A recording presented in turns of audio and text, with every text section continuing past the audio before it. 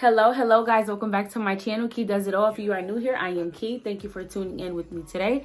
And if you are oldie but a goodie, thank you for returning. Today's video, I'm going to be catching you guys up as to what's been going on from week 36 all the way to week 37. Listen, y'all, a lot has transpired. So you might want to grab your drink and grab some popcorn and sit down and enjoy this video because it's going to be a little chatty. I will also be sharing what's in my hospital bag for you guys as well in this video too. So stay tuned and enjoy the video.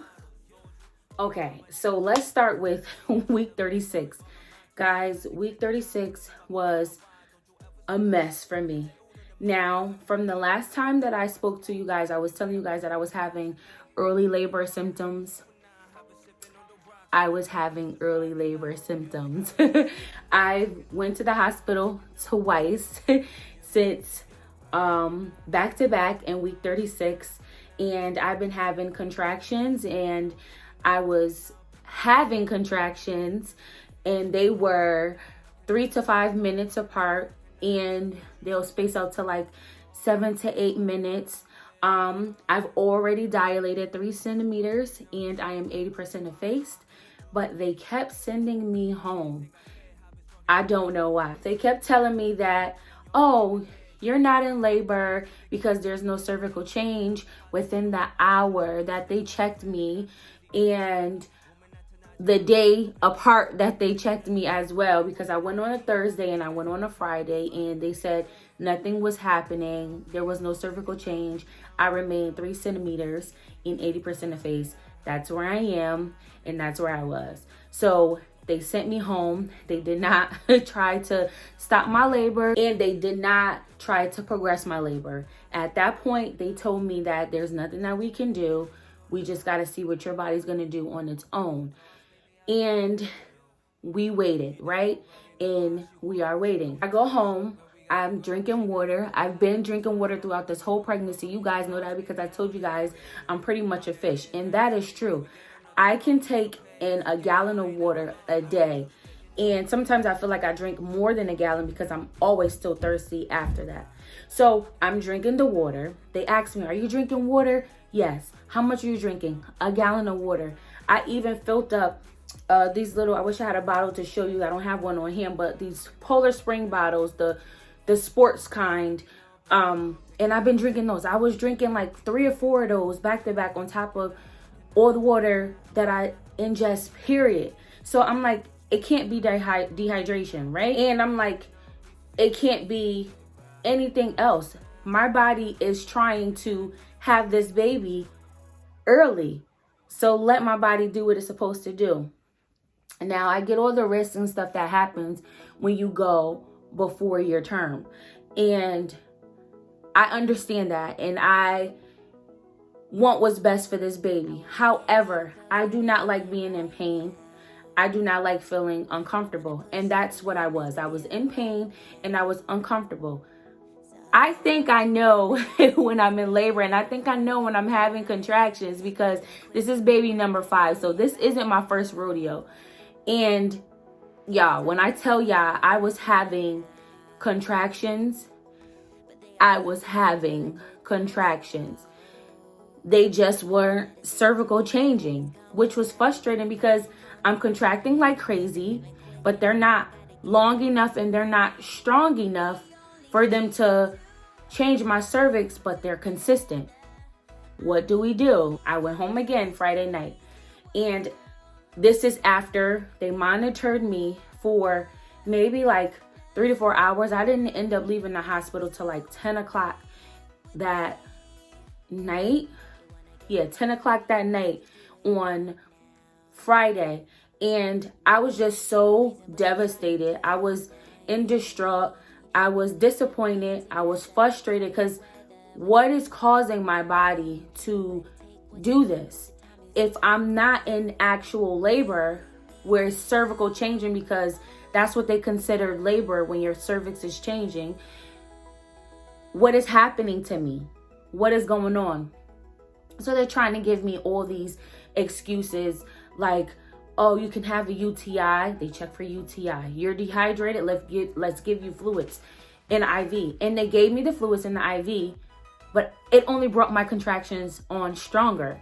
And those still weren't cervical changing. So I'm beyond livid. I'm beyond frustrated because I don't know what's happening and what's going on. You keep telling me that this is not labor, but I feel like it's labor, but you're telling me that it's not labor.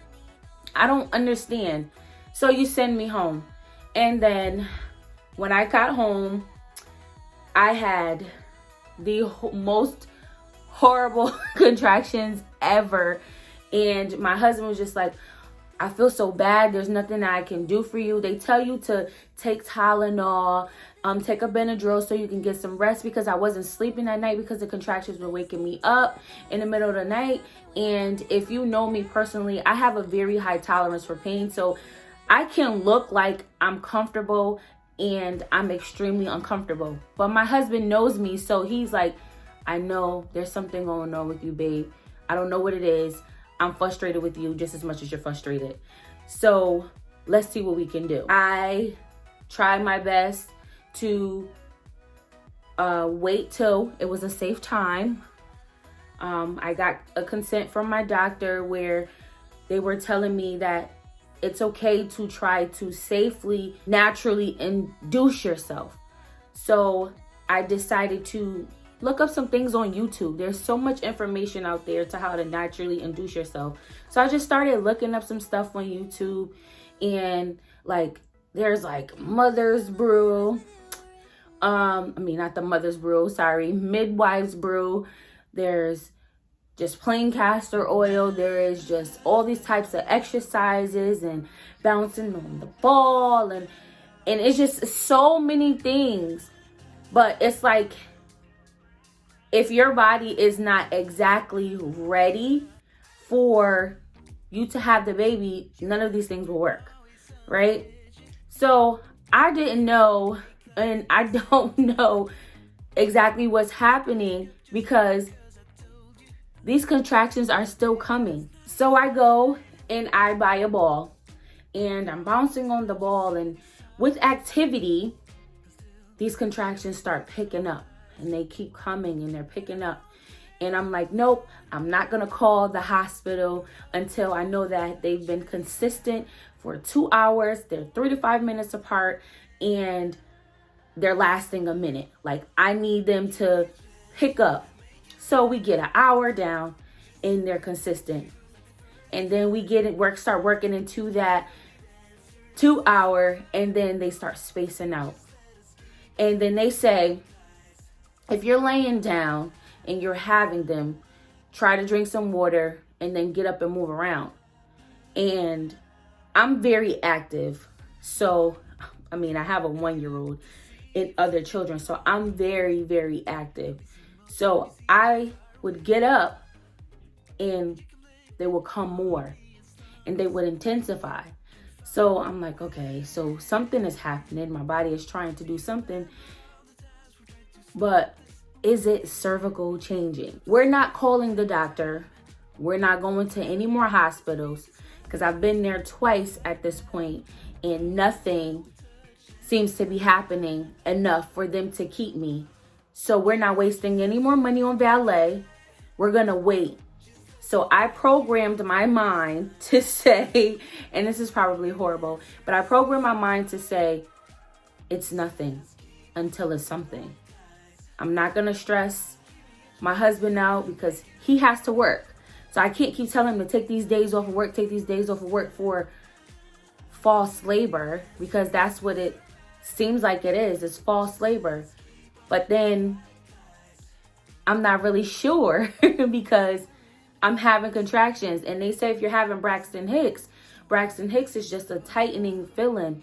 And these aren't just tightening feelings that I'm having. They are tightening feelings with cramps, like menstrual cramps that wraps around to my back and to my derriere, my buttocks. And they linger with a little sharpness. And that's the best way that I can explain it. And I know the further you get into labor, the stronger they get. And mines have upped a level. If I was at last week when I went to the hospital, if I was at a level 4 with my pain, I am now at a level 6 with the pain when I have them. So it's doing something. And I just don't know what it is, but I refuse to call the doctor and I refuse to go back to the hospital. So I'm waiting till my next appointment. So my next appointment gets here, which is also disappointing because people look at me and think that I'm not actually in pain when I'm having contractions in the appointment, and she's saying, breathe through them. You know that I'm having them. You see them because my stomach is disforming. Like, it's, if you know what contractions are and if you know what it feels like to be in labor, you know that the tightening on your stomach, it causes your stomach to disform and it gets really, really tight where you can see the actual outline of the baby. And that was happening to me while I was lying down in the doctor's office. And she was just telling me, oh, it's probably because I told you to lie down and lay on your back to check you. No, ma'am. This has been happening, and I've been telling you that this has been happening. But because of my practice have so many people that's new to the practice and they want you to meet everybody, you don't know my body. You just know what the note says. You don't know my body because you haven't been with me consistently through this pregnancy, which is why I'm a little devastated because I had one doctor who was with me through all of my pregnancy. She knows my body. She knows everything, and she's retiring. Oh, it's so heartbreaking. But I don't have a problem with meeting new people and being open because I really like the practice. I'm just a little frustrated with them because they're not listening to me. What do I have to do? Do I have to have the baby hanging out? Do I have to scream and throw a fit to let you know, like, hey, you guys need to do something? Because what about my comfort? I'm uncomfortable. I'm having contractions. You've seen on the monitors that I was having contractions, how frequent they were. But because they're not cervical changing, you don't want me to stay in the hospital. You don't even want to stop the contractions. I get that you couldn't help me before my term because you don't want anything to happen to the baby. But now that the baby is term and I'm having contractions still, what is the plan? Here we are, in week 37, trying to figure it out. I am still having contractions, and we will see what this week brings. Maybe it'll bring baby boy here. Maybe it won't. I don't know. But because I am term and I'm still having contractions, we're going to have a talk with the doctor to see if there's a game plan that we can come up with, because I've been contracting for 3 weeks, going on 4 weeks. And you guys see these contractions. It's not a lie. You've monitored them. And I've told you my pain intensity. So we have to figure this out. So that's where we are currently. I honestly feel like baby boy will be here any day because of what my body is doing. I also honestly feel like I do need a little bit of a push to get over this hump to the 4 centimeters where I can be admitted to get my labor going. I noticed that in all of my pregnancies, I had a little bit of an issue with getting stuck at 3 centimeters. And when I am actually gonna go into labor, where they actually decide that they're gonna induce me, I always needed a little bit of that Pitocin to put me over, and then my labor takes off. I labor very, very fast. I just have a little issue, I feel, and I'm noticing on baby number 5 that to get over that 3 centimeter hump to the 4 centimeter, I need a little bit of a push. I'm not necessarily sure why that happens, but that's my case. We shall see what this week brings us. Maybe baby boy, hopefully, so mommy could feel better and be comfortable and get the rest that she deserves, even though I'm not gonna rest well anyway. Or we'll be going on all the way to the end. I don't know. We have to wait for him to pick his date, or we have to have a conversation with the doctor to see what the doctor decides to do. So that is my update from week 36 all the way to week 37. So in case I was unclear about what's happening with me in week 37 and how I'm feeling, I'm gonna let you know right now. I am still having contractions. The intensity has intensified and we are just timing them to see. And no, I am not calling the doctor until I feel it's time. And whatever that may be, however that may be, we'll see. I do have another appointment coming up. So if I make it to that appointment, then we'll talk to the doctors then. If I don't, whatever.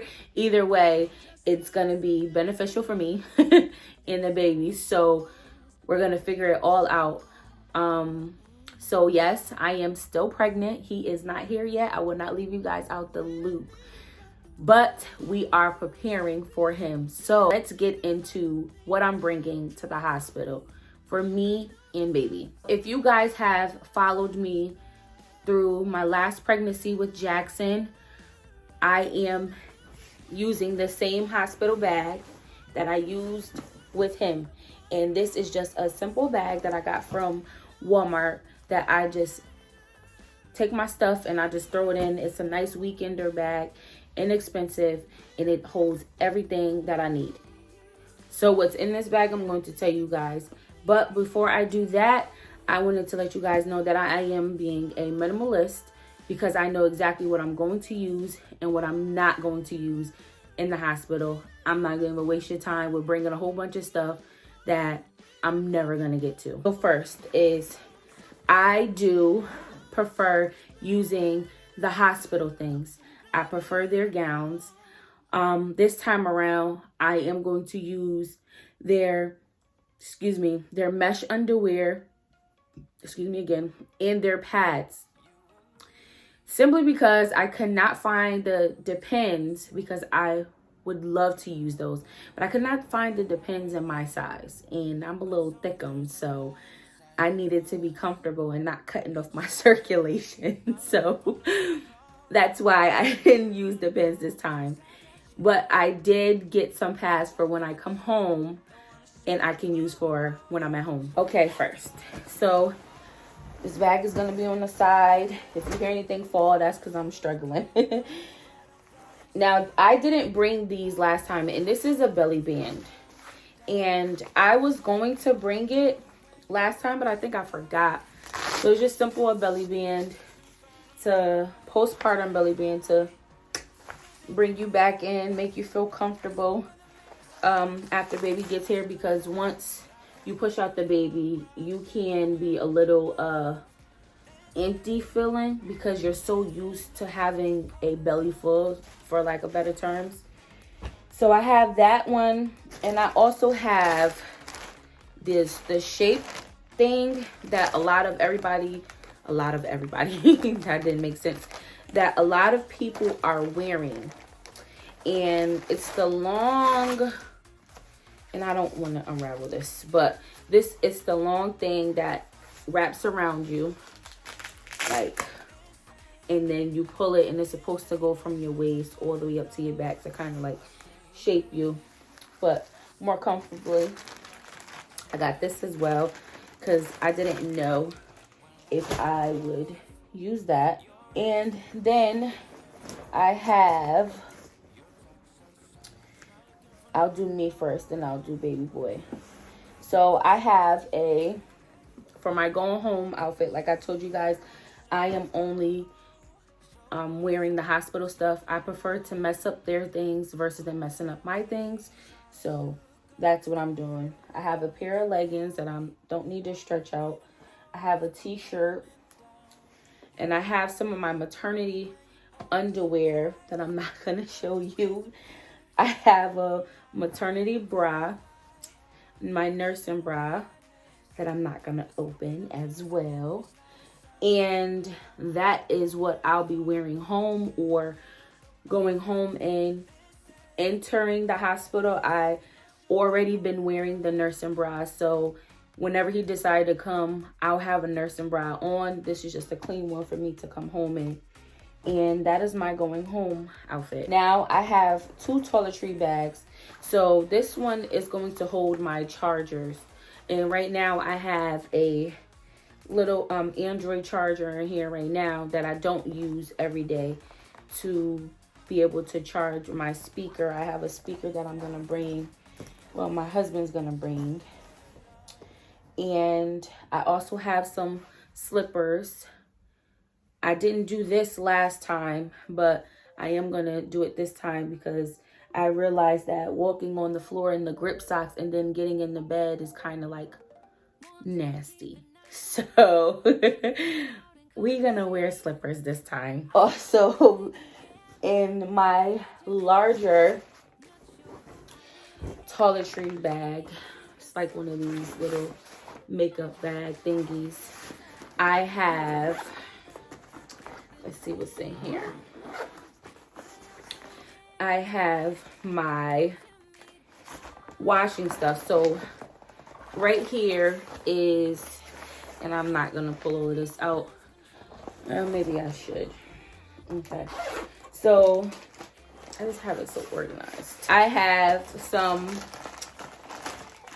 flushable wipes that I got from Target. Nope. Sorry, not Target. Walmart. I didn't want to pull this stuff out, but then I have a bar of soap because I don't like using anything else but Dove. And then I have this. It's called After Ease.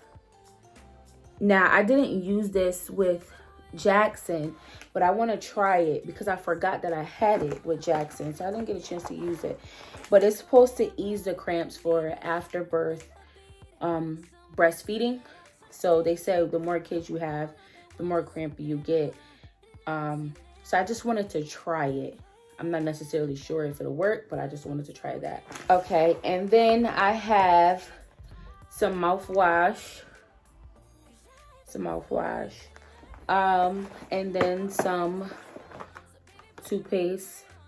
Now, I did not put my toothbrushes in there because I am still using my toothbrushes. So I didn't put those in there yet. But I am going to put those in there. Hopefully I can remember, but I should be able to. And on this side, this is like more of a mesh side with where you can put like wet things. I just have a little pouch, plastic pouch that has some rags in it. So I got 2 rags for my husband and I. And I also have some lotion. And I also have some body wash. Don't mind my nail. It was hurting me, so I had to take it off. So I had some body wash. This stuff makes me feel amazing. And I feel like after having a baby, you want to feel amazing. Now, I also went and purchased the Freedom Mom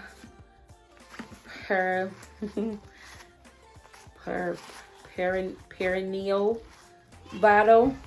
I could be saying that totally wrong, but it comes in a little baggie like this that's inside of a box. I don't have the box by me, but I heard that this thing is amazing. And if you already get the squirt thing from the hospital, you know that it squirts towards you. It doesn't squirt down. And after having a baby, whether if you have stitches or not, that warm sensation of water hitting that area is so soothing. And that's all I'm gonna say. So this bottle is made to hold like this and squirt, squirt, and it splashes right in that perfect area that you needed to splash into to feel that warm sensation that is so soothing after pushing out a baby. That is all for what I'm bringing. I do have some other chargers and stuff that I am going to throw into my bag. My little stand for my camera so I can be able to get some good footage for you guys. And yeah, so let's get into what I'm bringing for baby boy. I am not bringing baby's boy diaper bag. I'm going to save his diaper bag for when we are actually going out and I need a diaper bag for him. I'm just going to use everything that I have at the hospital because they provide me with wipes, they provide me with Pampers, they provide me with a comb and a brush, and they provide me with a nail filer, petroleum jelly, anything that I would need for baby boy, they provide me with that. So I do not have to use any of my stuff that I have stocked here at home. I can save it and wait until I am completely out of things from the hospital to use his stuff. So I'm not bringing his bag. Everything that I am bringing for him is going to be inside of my hospital bag. What I will be bringing from home is his car seat because you need that so he can go home. So let's get into what I'm bringing for him. We are going to start with a blanket. I am going to bring this blanket. This blanket was handmade by my godmother and it was passed down and I want him to have it. So I'm going to use this blanket because it is still chilly where I live and he needs a blanket to cover him because I'm not sure if the seat cover that I had with Jackson would be able to fit his car seat because it is a little bit bigger. So I'm going to use this to make sure that he stays nice and cozy on top of the receiving blankets that I would get from the hospital. I do have his birth announcement outfit that I am packing that I will not share with you guys just yet because I don't want you guys to know his name yet. And it's not a big, crazy name. I just want to share it with you guys when I present him to you guys. So please understand that, okay? I just wanted to let you guys know that. But what he will be wearing home is this onesie that I chose from Kite Baby. It smells so good because I did buy the Dreft to use for him and his clothes. And you know, it comes with the hat. So he's gonna have that. I did pack a little newborn t-shirt because the only t-shirts that they give you in the hospital, they're like one size fit all. So it may be a little bit bigger. And I know that he's gonna be a little on the small side. So I wanna have him in something that he's gonna be able to fit. So I did pack this onesie t-shirt because he's coming home in a pair of socks. So this is what I have for baby boy to come home in. I am not a huge fan on getting babies dressed in different outfits in the hospital. I've tried it and I get frustrated because if you had a baby, yes, I'm saying that again. If you had a baby, you know that in the hospital, they are consistently coming in, checking on you and baby, which means they have to undo their clothes a lot. So you don't want to have to keep undoing their cute little outfit that you set up for them to be on, for them to unravel the swaddle and take off the hat and take off the socks and the t-shirt, undo the t-shirt and adjust the pamper because you know they have to check everything on the baby. So I just feel like for the time being while he's in the hospital, he can wear one of the hospital t-shirts where it's easy for him to get checked in. So that is all that I am bringing in the hospital, except for one thing, because I did notice that I put this in there and I wanted to show you guys this because you guys can laugh at me when you see this, but don't judge me, okay? I forgot to tell you that I'm bringing a Sprite. This is not a paid sponsorship. This is something that I really, really love. So I am bringing Sprite soda because this was a huge craving and still is a huge craving that I have, which is why I don't understand why it's still here, but it is. I'm bringing this Sprite, so when I am done delivering baby, this is my celebratory drink. And seriously, that sums up my whole what's in my hospital bag video. If you guys have not subscribed to my channel, consider doing so. Follow along this journey. Like I said, it's never too late to follow along. I have plenty of videos down below and on my page for you guys to check it out and catch up with everything that's going on with me and baby boy in this pregnancy. Turn on your post notification bell so you never ever miss an update from me or from this baby. We are coming to the end of this pregnancy and we have a lot of content to share with you guys while baby is growing up, because you guys were here from the beginning and I'm going to take you guys through it all. You're going to watch him grow and everyone grow. Like I said, once again, thank you for tuning in with me today. Don't forget to like, comment, subscribe to my channel. And until next time, bye-bye. You are, you are, you are, you are, you are, you are.